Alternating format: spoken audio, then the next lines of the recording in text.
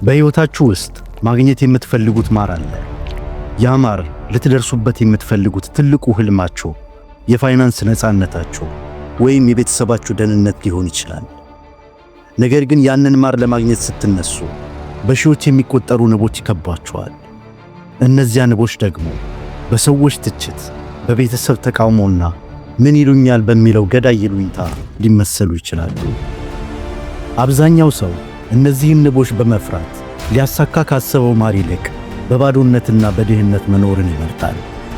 ነገር ግን በተፈጥሮ ውስጥ ለንቦች ንክሻም ሆነ ለአንበሳ ጩኸት ግድ የማይሰጠው አንድ ድንቅ ፍጡር አለ። ሃኒ ባጀር ወይም ቀፎ ሰባሪ ይባላል። የዱር አራዊት ሳይንቲስቶች ፍርሃት አልባው እንስሳ ብለው የሚጠሩት ሲሆን በእኛ አገር አንዳንድ አካባቢዎች ደግሞ ማጭዶ በመባል ይታወቃል። ይህ እንስሳ ለምን እንደማይፈራና እንዴት የፈለገውን ማር እንደሚወስድ ስትረዱ በውስጣችሁ የታሰረውን የይሉኝታ ሰንሰለት ዛሬውኑ በጥሳችሁ ትጥሉታላችሁ። ነገር ግን ይህ ስለ እንስሳው ታሪክ አይደለም። ይህ የእናንተው የሥነ ልቦና ነፃነትና የሀብት ግንባታ ንድፍ ብሉፕሪንት ነው።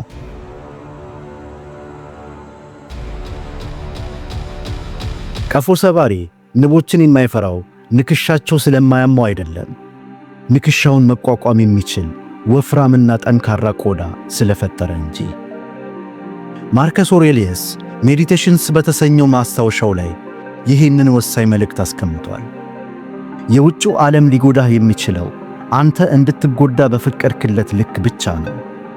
ይህም ማለት የሰው ልጅ ትልቁ ጠላት ከውጭ የሚመጣው ትችት ሳይሆን የራሱ ስስነት ወይም ፍራጃይሊቲ ነው። ማህበረሰቡ ገና ከልጅነታችሁ ጀምሮ ቀጭን ቆዳ እንዲኖራችሁ አድርጎ ነው ያሳደጋችሁ።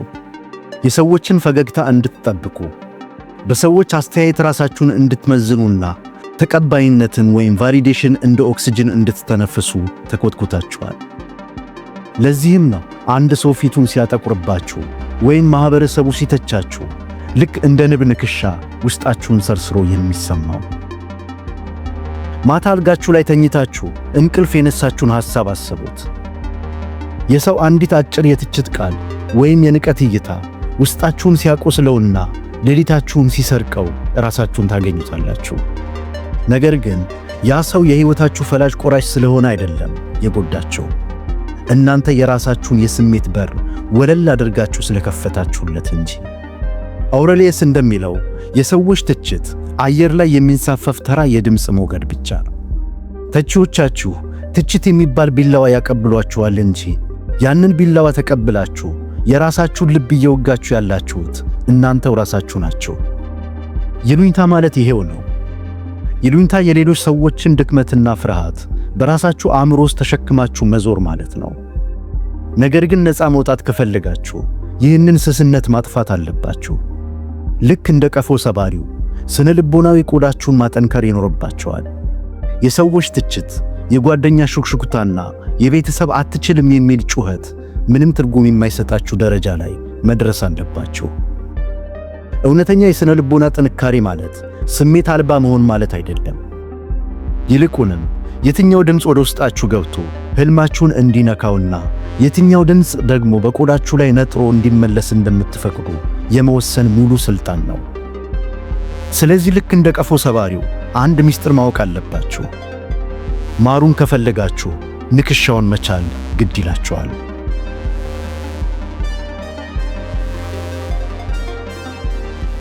የቀፎ ሰባሪ ሌላው አስገራሚ ተፈጥሮ ለምግብነት የሚጠቀመው መርዛማ እባብ ሲነድፈው ለተወሰኑ ሰዓታት ራሱን ስቶ መውደቁና ከትንሽ ራስን መሳት በኋላ መልሶ መንቃቱ ነው። ነገር ግን ሲነቃ መርዙን አሸንፎ የጀመረውን እባብ መብላቱን ይቀጥላል። ይህ የእንስሳት ዓለም ታሪክ አይደለም። ይህ የሕይወት እጅግ ጥልቅ የሆነ የጽናት ወይም ሬዚሊየንስ ፍልስፍና ነው። ይሉኝታን ጥላችሁ የራሳችሁን ቢዝነስ ስትጀምሩ፣ የተለየ መንገድ ስትመርጡ፣ አሊያን ትልቅ ሪስክ ስትወስዱ ሕይወት ሁል ጊዜ አልጋ በአልጋ አትሆንም። መውደቅ አለ፣ መክሰር አለ፣ መፈተን አለ። በዚህ ጊዜ ተቺዎቻችሁ ልክ እንደ መርዛማ እባብ ይነድፏችኋል። ብለንህ ነበር፣ አቅምህን ማወቅ ነበረብህ፣ አሁን ምን ይውጣሃል የሚሉ መርዛማ ቃላትን ይረጩባችኋል። አብዛኛው ቀጭን ቆዳ ያለው ሰው ይህም የውድቀት መርዝ ሲቀምስ በይሉኝታና በኀፍረት ተሸማቆ እዛው መሬት ላይ ይቀራል። ውድቀቱን እንደ ማንነቱ ይቀበለዋል። ማኅበረሰቡም በሱ ውድቀት የራሱን ፍርሃት ያጸድቃል። ነገር ግን ጥልቅ የሕይወት ጥበብን የተረዳ ሰው ውድቀትን የሚያየው እንደ መጨረሻ ሳይሆን እንደ መረጃ ዳታ ነው። ልክ እንደ ቀፎ ሰባሪው ለጊዜው በደረሰባችሁ የገንዘብ ወይም የስሜት ኪሳራ ሊገጥማችሁ ይችላል። ማታ ብቻችሁን ልታለቅሱ ትችላላችሁ። ነገር ግን ጠዋት ስትነቁ ያንን ያደማችሁን ውድቀትና የሰዎችን ትችት አላምጣችሁ በመዋል ለቀጣዩ ጥንካሬያችሁ ነዳጅ ታደርጉታላችሁ። ውድቀትን መመገብ ማለት ከስህተት ተምሮ ይበልጥ አደገኛና ብልህ ሆኖ መነሳት ማለት ነው።